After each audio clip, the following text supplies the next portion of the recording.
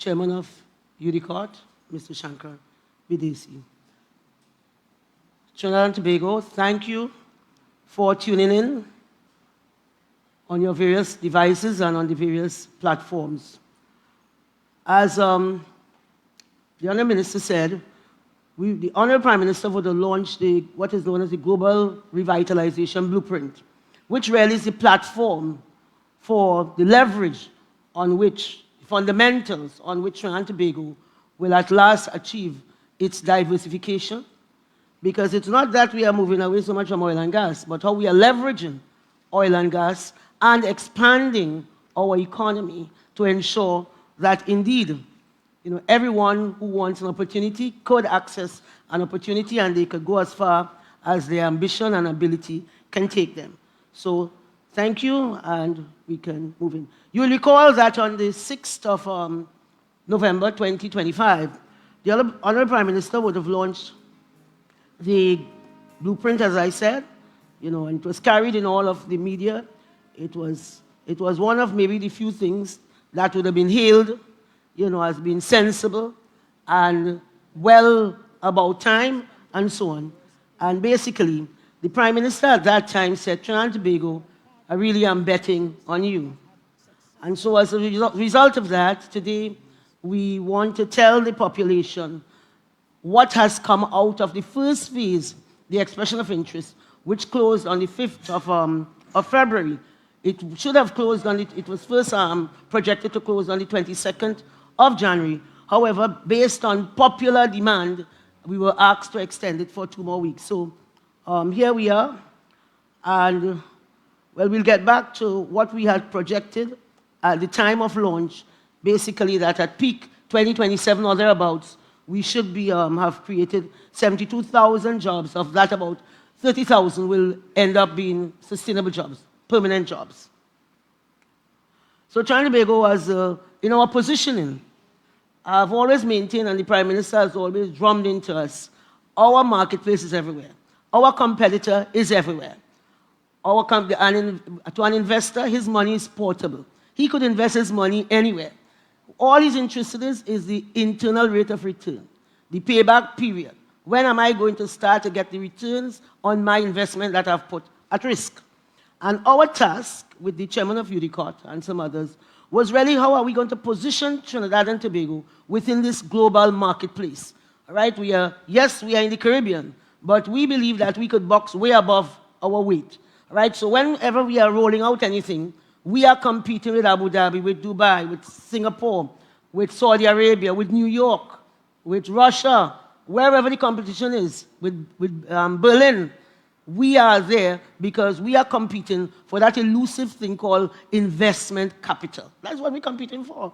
Good. So we felt it was the time to awaken the potential of our people, raise the quality of life for our citizens, nurture a society that respects diversity, invest in sound infrastructure and in the environment, seamlessly aligned with the global community. All these are lovely words because, we go by that philosophy that a rising tide lifts every boat.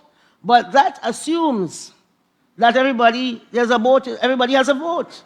That's the assumption. And basically, the government of Trinidad and Tobago has said, we are going to ensure that there's an opportunity for every man, woman, and child as best as one can make this opportunity and ensure that it is equal. So this was the first, stage 1 of this whole change in how we do business and how we see business and how we intend to roll out and expand. By doing so, expand the economy and ensure that people can leverage various opportunities. Because we knew by our data and intuitively that there was a pent-up demand. So we came up with 13 nodes. A node really is a geographical space for a project. So the San Fernando waterfront will be a node. The Invaders Bay will be a node. Right? The Port of Spain wharf will be a node as it is, right? So of that 13 nodes, we came up with 21 categories for the expression of interest, which was rolled out on that same day of the announcement simultaneously. And that was 129 projects. Now, people would have looked at that and say, this is very ambitious. And of course, it was ambitious.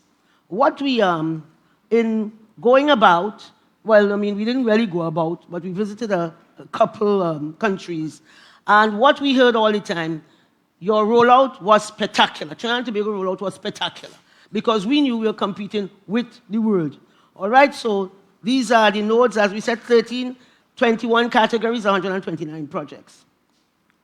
And yesterday, coming out of the 5th of February, close of the expression of interest, the chairman of UDICOT yesterday wrote a letter to me saying this is what, at this time, because this is now a day and a half, right? This is what we can see at this, what we call a high level of this rollout.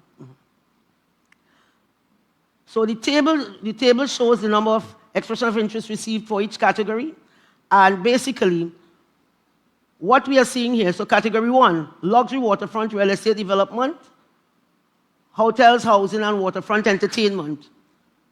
We got 57 submissions.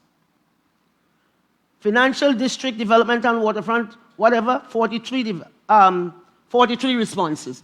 And all along, these were the responses that came out of that digital box, as it were. Portal, the chairman has corrected me. So in all, we received 965 submissions, meaning 965 they would have put in for the projects, okay? So this was a blowout. So Trinidad and Tobago, you understand, we positioned ourselves well. And the submission pages reviewed thus far is 190,000. In UDICOT, they're still counting. All right, the mandate is for them to work around the clock in shifts because of the, how robust the response was. And this map shows the international, where the countries from which some of the international responses were derived. And of course, Trinidad and Tobago, you know, also participated very, very overwhelmingly in this. So again, just for the record, you know, 965 submissions and 190,000 submission pages reviewed so far. So I had to put this slide here because I was invited about 2 weeks ago to a group called AmCham to present on this same revitalization program. And they had a report from E&Y, some survey they said they had done. I mean, maybe it was the shortness of time. They could not tell us the basis. I didn't understand what were the assumptions. I don't think we were told the assumptions. At least I didn't understand the assumptions. But they could have come up with this, which ended up in a Sunday Guardian, no confidence in revitalization plan. Somebody, they say, what for a survey of execs, meaning executive. And in the body of the article, it had that these people in some C-suite. Now, this C-suite had to be some people in La La Land, you understand, enjoying themselves, because this can't be reality. Because you go in and survey people in some C-suite, these people put no money at risk. These are not investors. These are not contractors. This is Bob the Builder down in Beetham. This is Sam in Sealots who is a wireman and want a job so bad.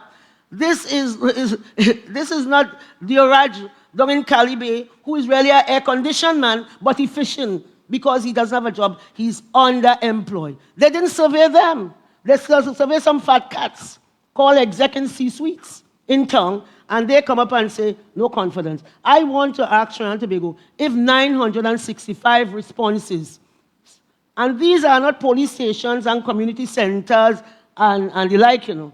These are billion-dollar projects. And in almost every case, they have to come with the presentation, what their submission must include how them funding that. So this is mainly private sector money. All right?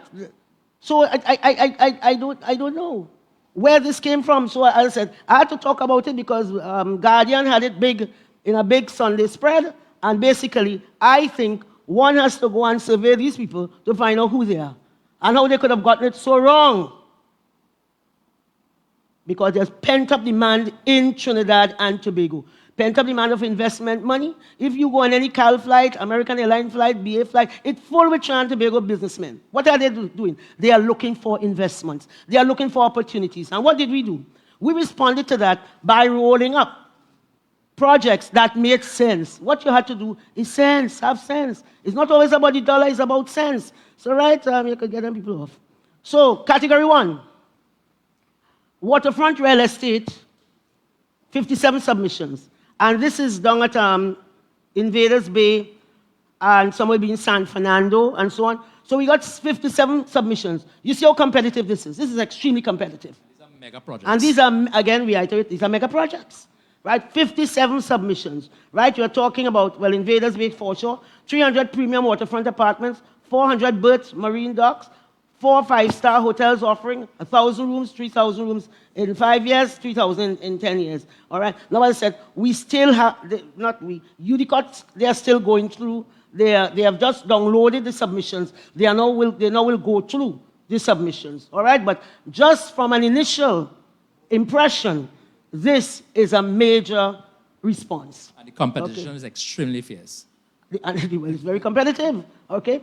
So and this is the Waterfront Financial District that includes the International Financial Center, Convention Center, major pieces of infrastructure that will change the way we see ourselves, change the way we do business, and change the way people think about us when they come here. As long as we can get this going and get it done, we become a very competitive, sophisticated market for everybody. So we right up there competing. Let's go. Category 3, port construction, dredging and operation, 40 submissions. You know what that is?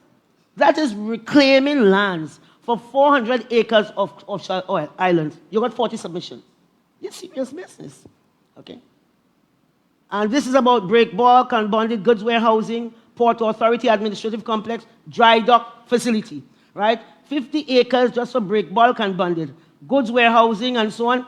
And, well, that dry docking, again, this is about being competitive and positioning Trinidad and Tobago. Because what underlying all of this, what are we looking for as a government? We are saying jobs, forex, all right, that in the main. And, of course, safety and security. That's like 1, 2, 3, or 1, 1, 1. 3 again, well, all right, same, right, the port construction, dredging and operation. And we are talking about dredging 35.7 million tons. So these are really mega projects by any standards. And that is why some of this was very attractive to the global marketplace. Because, you know, they always look at islands in the Caribbean and so, and say they're so small they can't scale up. But what we gave is scale. Because we said, okay, we are going to compete with the ports, not necessarily in the Caribbean, but in Latin America, some even in the US. And build a port with a capacity for 4 million TEUs. That is the container equivalent unit per year. Right? So this is serious business, again, and to really compete. Retail construction, category 4, on operation, 59 submissions. This is along the port of Port of Spain. You know, as long as we get the port moved, so now the port lands are all freed up.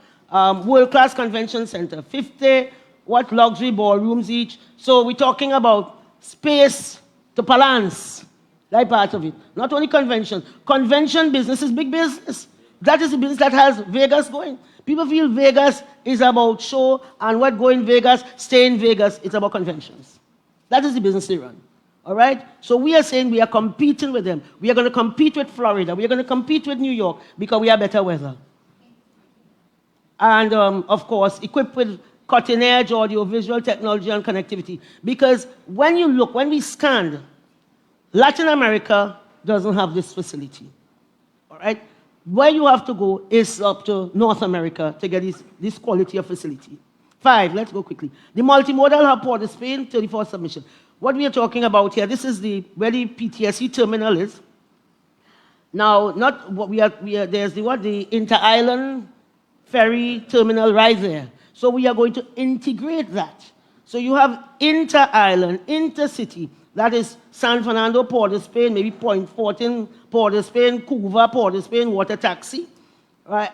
The Caribbean the inter-island, meaning not only inter-island Trinidad and Tobago, we are talking about inter-island, the Grenadiers, the Barbados, the St. Vincent, wherever our foodstuff, we import from some of these other islands. Okay, so you have an integrated public transportation system.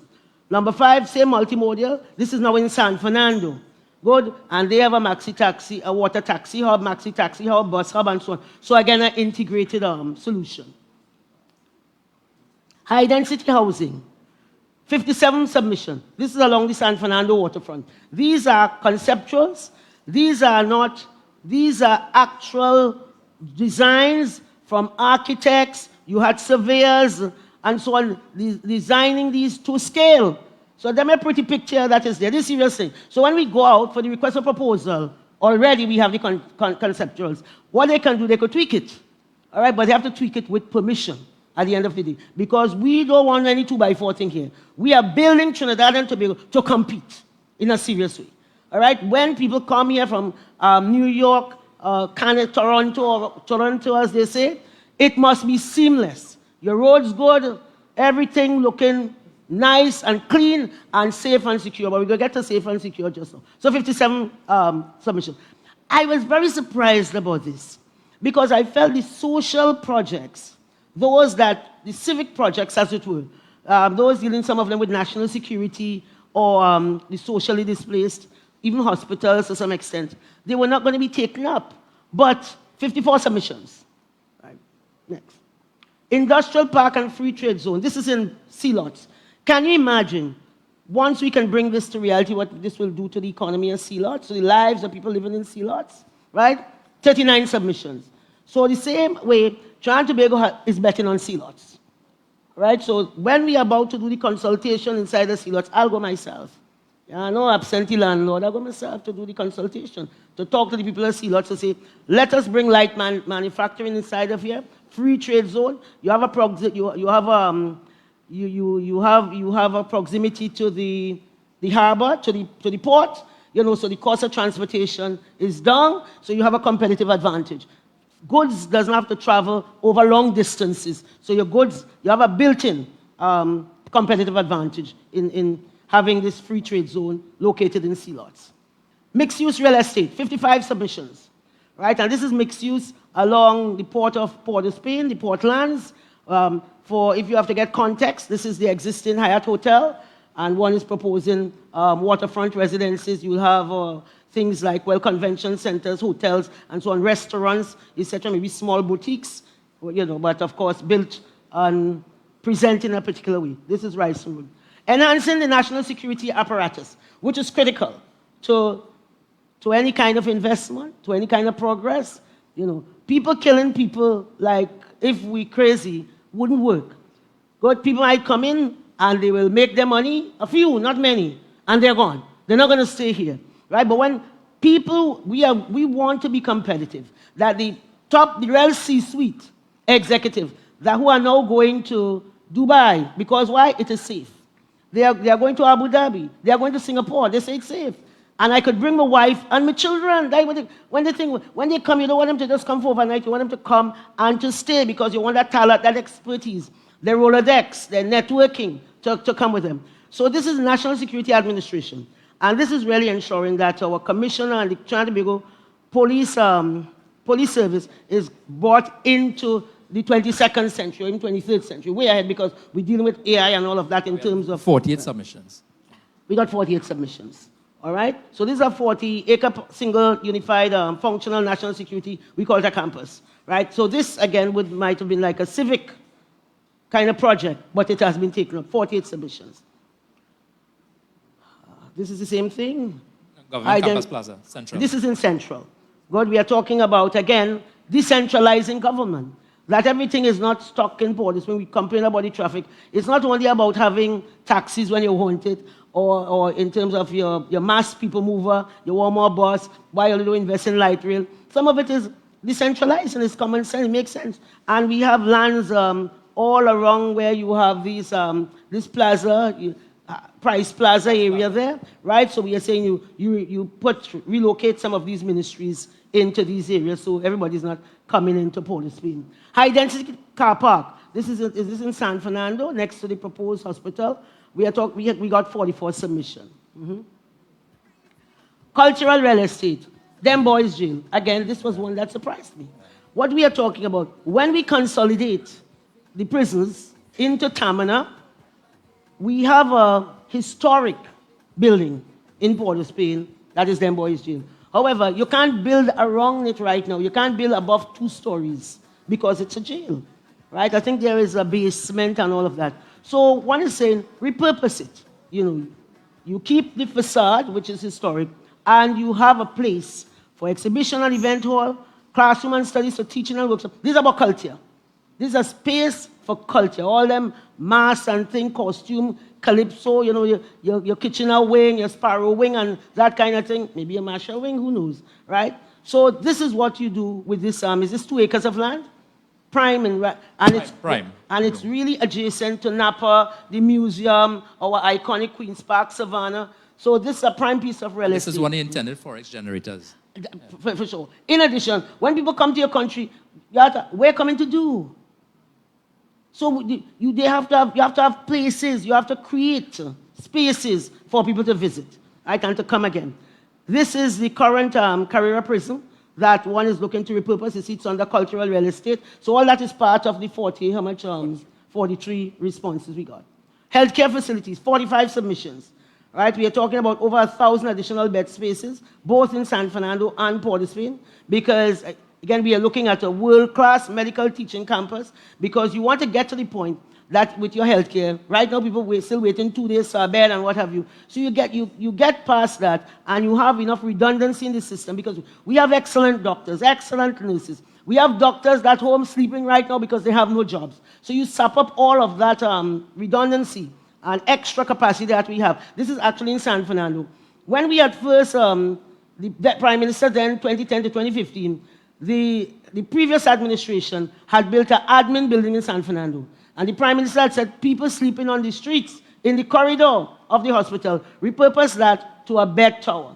And we repurposed it to a 116, I think, bed tower in San Fernando. And the idea after that was this, again, iconic hospital, the San Fernando Hospital, to convert it into a medical school, and you build a new hospital, a 21st, 22nd century hospital. And we got 45 submissions for that. 45 submissions, right? Healthcare facilities, and this is Port of Spain, now where we are talking about having 25 operating theater, radiography and imaging center, rehabilitation and specialty center, multi-story parking structure. What I have not seen is the oncology, because we look at the diseases that plague our own people, and then we build out from that. Healthcare in North America, I mean, who could afford in Trinidad? They go there. But healthcare for the American citizen is very high, okay? We believe we can do it better. We can do it at a cheaper cost, both the healthcare and the pharmaceuticals. And basically, instead of people from America going to the Middle East, Latin America, and so on, we have 4.5 hours of mainland America, right? We should be the space of choice, the market of choice, the destination of choice. 15, urban park and retail, 55 submissions. And this is in San Fernando. Again, this picture is the concept. This is San Fernando, where you have, again, the Plaza San Carlos. I think that now exists. Good, but all of the other spaces, the 10,000 persons convention center, 50 marina berth, and so on, we got 55 submissions. Energy recovery facility, this has to do with Beetham and putting Beetham waste to use, all right? In terms of recycling, waste management, the training hub, and so on, 36 submissions. And everything we are doing it in a way that the world would want to come here to learn, what we are doing. We want to create a model of excellence in every single area that we are pointing out here. We talk about the consolidation of justice, where it is proposed to close down Carrera Island, 25 acres, close Frederick Street, as you see, Golden Grove Prison, 270 acres, and you consolidate it in Tamana, the Tamana Park, right? But it shows the government's, not only intention, the fact that there is resolve in bringing crime down. That has to do first with your people. You can have people slaughtering little children 5 years old, as they did with the Anita Diaz down in Moruga. That child was in her mother's arm getting her hair comb. Who does get murdered? in their mother's arm. Jomo running around a field in say Africa ground, killed, right? The little girl up in Grandy, 2 o'clock in the morning, killed her, murdered. Anissa Muhammad, 4 children, died one child. And we accept that as a people. Shame. That is not normal. Right? So when they had this thing, what you call it ZOSO, Zone of Special Operations, that was to ensure that we move from this to ensure we say, okay, in this area, what do they need? They need better community center. They need better playing field. We spent 10 years in opposition. You know what that did to us? We went in all of those schools, primary and secondary. They have the worst bathroom, ball bay lighting, the place dark, moss growing everywhere. They have no computer lab. How these kids are going to compete? What do you see on social media? The outcome of that is that they're beating each other savagely in the school. The short-term response to that was putting police in the school. But we can't have that forever. We have to live like civilized people. If people have to come here, we have to be civilized. They don't come here because we soca sweet. No. Hello to the capital. Watch out for that tomorrow. Right? No, I'm not finished. Crime is important. Solving this is important. So instead, our people, I didn't see anything in the papers really saying this was a landmark achievement. Right? And pressure should be put on the government to cut this by half again. To cut this by half again this year. And that was done in under a year, 42%. It means that over 200 people in there. You don't put up your hand and say, I want to be murdered. Who does do that? So these are involuntary things that just happen to you, whether you think the people good or bad. This is unacceptable, and you cannot invite anybody to Trinidad and Tobago and they come and we like the Wild Wild West. That a visitor, a stranger, an expatriate, wife can't go and walk around the Queen's Park Savannah and not stand the risk of being raped or worse, murdered. All right? So this is an important statistic. And everybody needs to rally, not around the West Indies, around Trinidad and Tobago to get this down further. If it is all that we are talking has to come together. Part of that is safety and security. Nobody coming in your place that is a mess. Okay, so we really have to join together to deal with this crime. Right? So Zozo is not a political thing. Zozo is what's the name? Zizo. So it's a matter of conscience and a matter of what is right. We have to be our brother's keeper. All right, so all that old talk and nonsense, people should be ashamed of themselves. Okay, so this is an important statistic. Let's move on. So this is the complex in Tamana, right, where we are proposing, we just consolidate. Right away, we'll be saving about 30% of our costs, right away. I think from Carrera alone, we're saving $60 million a year, per annum. Carrera alone. So do you know what we could do with that? We could pump that into school. So after the revitalization, big infrastructure, is revitalization school and sporting complex, and these kind of things. We have to get into these places and ensure that we bring them right up. And when a child goes there, they don't come out worse, but they come out so much better, ready to contribute to their country. Yeah. So the prison complex, 44 submissions, 18. Medium density housing, 52 submissions. And well, this is self-explanatory. 90, road transport infrastructure, that was 43 submissions. Even just this morning, the chairman of WASA called me. And again, this is looking ahead. He said, we have to deal with the utility corridors and so on, right? And because we have to work together as ministries and what have you, consolidate the work to ensure this one is spending the money and that perennial complaint we have. You pave the road, WASA go and dig up and so. We are working in collaboration.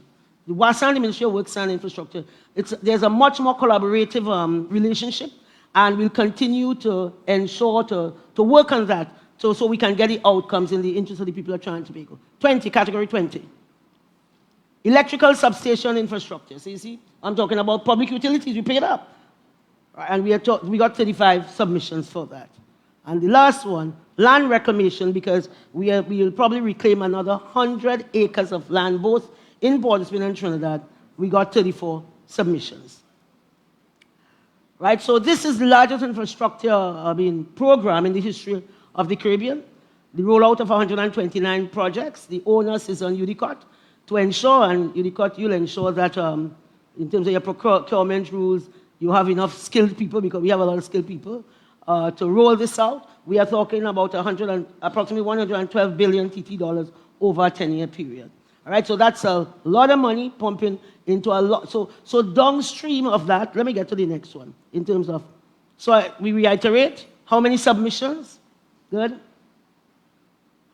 In terms of the potential procurement structure, government to government, public-private partnership, build, operate, lease, transfer, business-to-business joint ventures. The government will facilitate by ensuring that, in the same way we had that the experience with the Exxon, that CEC that should have taken 2 years took 2 months, and that's how we're going to collapse time.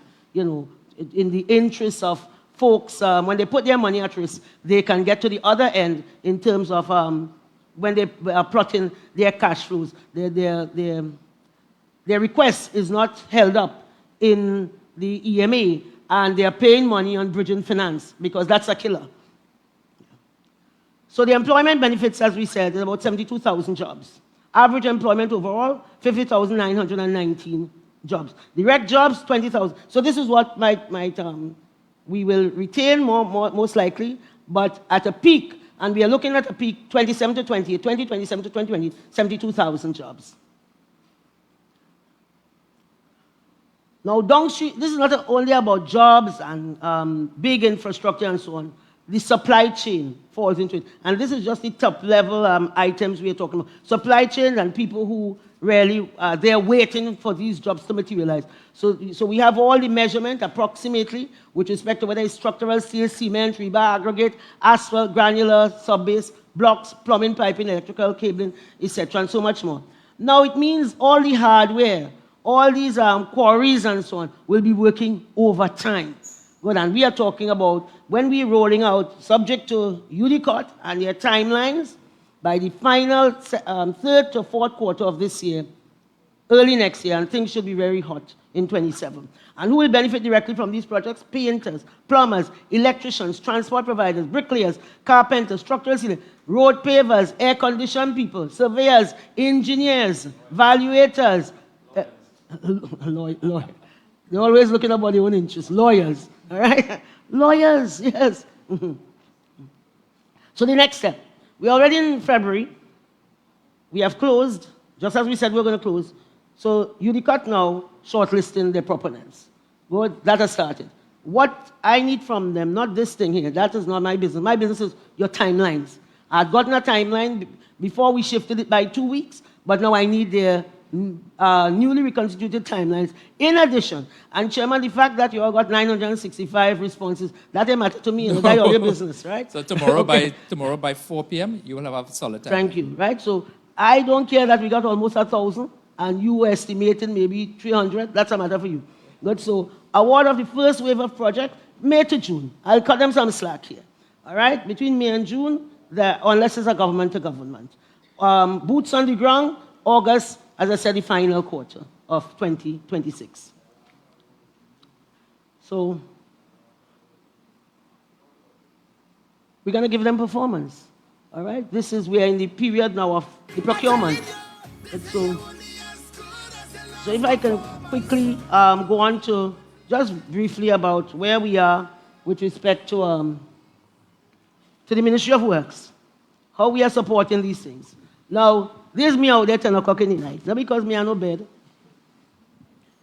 but because you have to go out and show people how to work. You understand? So whether we power washing or overpass and things, you have to ensure you have to go out and make sure and insist they all have on their PPE and so on. And you see the Ministry of Works, the people really working. Look at this thing. It's a pity you can't see before and after. Right? So we are on the ground conducting, and a lot of it is being done in-house. In-house repairs to optimize allocated revenues because we have to stretch the money. So we're improving oversight of contracted work to ensure that our country is getting the value for money, and the oversight is there in terms of better quality service. We are training, we are working with the local government, we are working with the other utility companies, and so on, so to ensure that we have an agreed standard of delivery. Right? So you see that, working with entities such as water and sewage, etc., to ensure efficiency, and that when we work together. Right? Introduction of in-house training skills, development, and internal quality control system. So all of these things are being put in place, and we are marking contractors very hard. right, in terms of what you're doing for the money that you are being paid. So interagency collaboration, WASA on the Western Main Road, well, this was me going to the parliament, but I just happened to come down to see something. I said, I'm not an absentee landlord, and basically, the next day they were there dealing with some bottles in the drain, because that's another thing. Trinidad people have to know, Trinidad and Tobago people, well, not Tobago, it's fairly clean, right? But, we throw plastics in the drain. You should have seen that drain, okay? Spot patching programs, potholes fixed faster. Well, that isn't me. I didn't say that. They said that. And basically, right now we are in several communities, because what we are doing, we are just potting no pothole. What we are doing end-to-end. TN Tech, they have a piece of software that they use with their repairs and so on, and they have graciously and kindly said, we can piggyback on that in terms of identifying our potholes. So when we go out, what we are doing, if it is, you have 200 potholes in your community, we patching all. Right? So we're not coming and patch the one that most of us. We are patching all and we move on. So they have told me we have approximately 5,000 defects identified nationwide. I feel it's more than that, but all right. Good. Last week, week 1 was last week. We patched 375 potholes, and there is a 342 square meters patched. That's probably a metric. And here is where we are right now. And I said this is going to expand, and you see, Miaro is up on that board, Good. Basically, as we move on, this will expand across the country. It's across the country. It's countrywide. But we have to get our roads in order. Snapshot of completed works. This is some of the works we are very aggressively doing, and they're basically working literally day and night. And we are already preparing for the rainy season with the silting projects, river cleaning project, river mouth cleaning projects, and so on. So we are already in your community, and you see us, right? But that is going to intensify in the coming weeks. What are we here? All right, so we had approval to engage 1,801 casual workers, and they have been doing a marvelous job out there. Yes, okay. And this is all telling you where we are concentrating at this time. But that is just what I mean. This is like now, last week, this week, probably next week. And then we move on to another area. So you will see us somewhere in your neighborhood. All right?